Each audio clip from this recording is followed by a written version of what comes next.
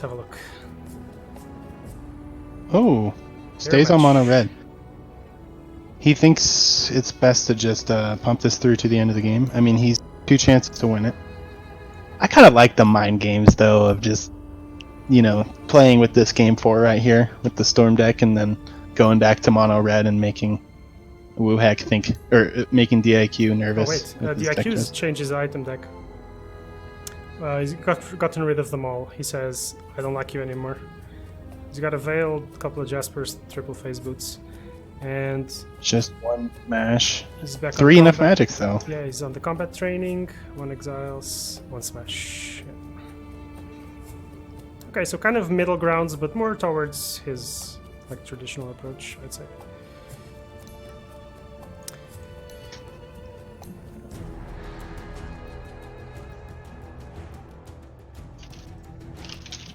Alright, game 4, guys. Hope you're all hyped up. Oh, Mez is here. Yo! Mez is in chat. Oh, what's up, Mezzoji? Whatever. Oh, in the chat. In chat, yeah. I thought you meant in the, not in voice. The chat. Ooh, combat training on Axe. Okay, so that looks like crap. The card sucks. To the legends, according to the legends, good players play 3 of those and they win. So let's see. What legends are those? Man, I'm not me. I never said that.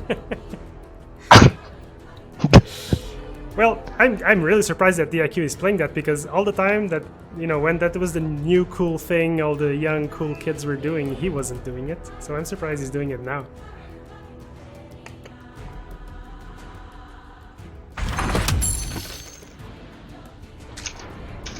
And it looks like he was thinking about that duel there.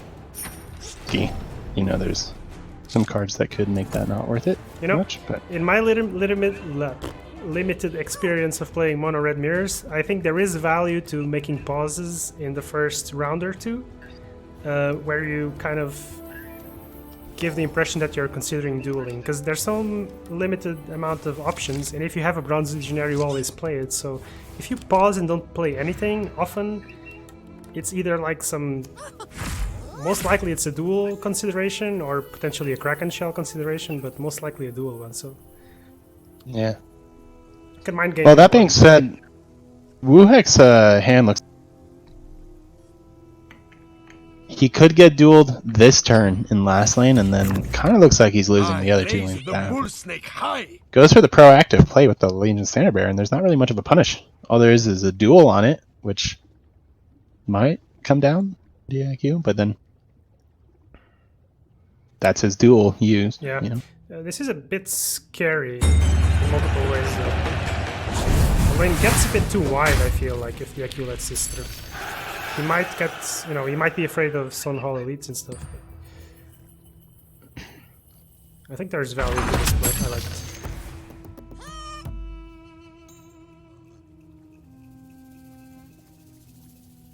Oh man, DMZ called it in chat. 1 smash diQ incoming. Did he really? One red players can, you know, telepathically read each other's minds. Wuhek goes for the TP, That's a and lot of he's got 2 deployments. Yeah, that's 13 right to the tower, and then in this lane he doesn't really have a play either. He doesn't want to put the Standard Bearer down, so...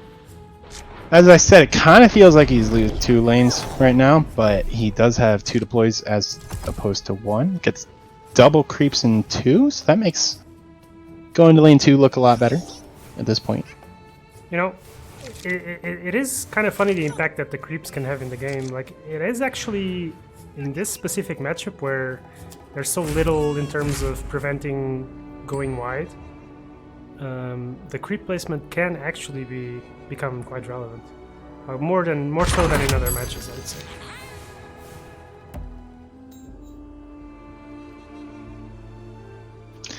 Agreed. And worth noting, Wuhek only has 1 magic.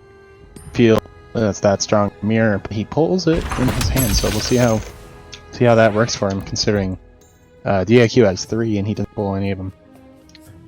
And still, it looks awkward. I mean, he didn't want to just put down his Stonehall doesn't care about okay, he you. is going to go for You're a jump just blocker right here. spoke on the wheel.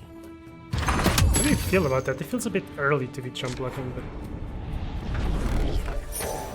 I mean, if I was jump blocking, maybe I'd use... Merc could be really good later. That being said, he hasn't really gotten the gold he needs early on, so pumping kind of sounds really bad because he's bleeding on his eye. I guess neither player has really collected much items at this point, but... Alright, so yeah, Wuhek holding on to that salve, diQ with a TP and a Jaspers. There has been some nasal goo action, so those Jaspers, excuse me, might be useful early on. We'll see if diQ chooses to hold them for later turns. Protect me.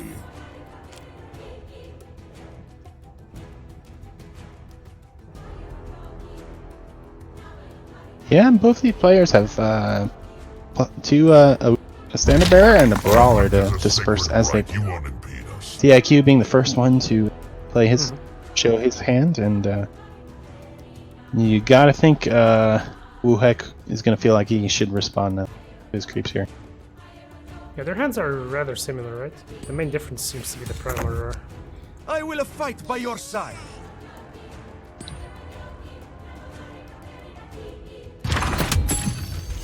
Yeah, those primals. Right now he needs something to land. He needs a creep to land right there to get that god drop. So I mean that's not the best odds in the world right now. You think I travel alone? I would be very surprised if we saw diQ Town Portal Scroll because his other lanes are looking very good. And we've got 2 Kraken Shells as opposed to 1. So. Oh, well, there's 0 for Wuhek. No, Wuhek's got a Kraken Shell. Yeah, but he just spent his mana in the last lane, so oh, okay. he will not have no, sorry. initiative. Yeah. Wasn't paying attention. Alright. So this was a rather uneventful round. But yeah, coming up on round 5, we are going to see those spring the traps and roars becoming active and players setting up for the TOT. Now do notice there are no deploys coming in, so this uneventful round will translate into nothing coming in, meaning that any kill that you get now is going to be super important. Yeah. He doesn't get the creep for the primal, so he's out his multi. Initiative over.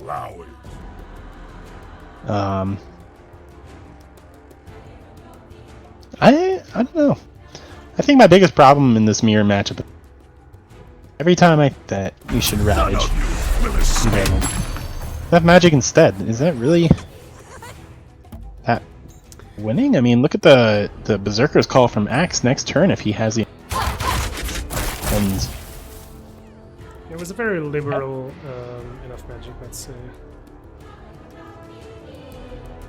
Yeah, and I didn't feel he was winning the board enough to do it. He was killing Tidehunter, sure, but is that really so strong? Worth noting, last turn Wuhek healed LC, but it didn't actually change her survivability. No. Unless goes for the Kraken Shell first, he would survive, but then you're still dying to the creep, no matter what happens. Oh, doesn't get the lucky primal in the mid lane. Unfortunate. This has been a tough round for Wuhek. I'm not liking his chances coming into TOT round, but let's see. Yeah, the TOT is just so good, and that sucks because look how flimsy all just have had the initiative for the enough magic. Yeah. Gone into double kill, triple kill. And the Ravage is gonna kill. Now Wuhek did buy that potion of knowledge that's gonna be able to bluff a Jaspers, if nothing else. Yeah, it is bluffing the Jaspers, but still the stun diQ doesn't into fall TOT. Oh, that sucks. Brutal round for Wuhek. Nothing's getting past me. Oh. Now, I don't want to be biased, but I'm gonna be biased because I want to gain 5, so go diQ. Still I guess. in it. Oh yeah, I guess that's right. Well, now he's got his Tide Stun turn next. One Jasper's in hand for diQ though, and he's got a second that he can buy. And plenty of gold to do so.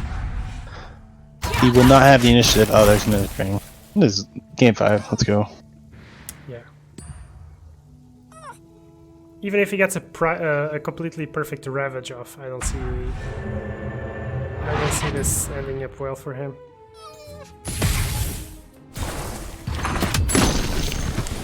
Okay, so he can spring and steal it back initiative.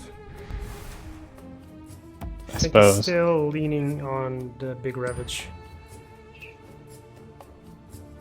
Yeah, QB is gonna buy a bunch of items though, so... Really, he's not even springing. He wants to... Okay. I mean... What's the reasoning behind that? He doesn't feel like he's winning this lane quick enough to go for the spring right now. Come, brothers. And honestly... Maybe this... Because yeah, LC's still bleeding so bad. I guess he needs a Ravage anyway. Yeah. He gets the Ravage anyway. I don't know, he just felt like he wasn't... He's playing to his win. Like, he needs to hit the sick Ravage on every... Hope diQ is just dodge Jaspers the entire game, and then get a Primal off and get a draw. And then even if Black's inks over, he can just still win last lane. Well, a draw would equate a win for Wuhek. Oh my fucking god. I'm sorry. Oh man. That's pretty poor. Pretty poor. You... Oh man, you said it. That sucks.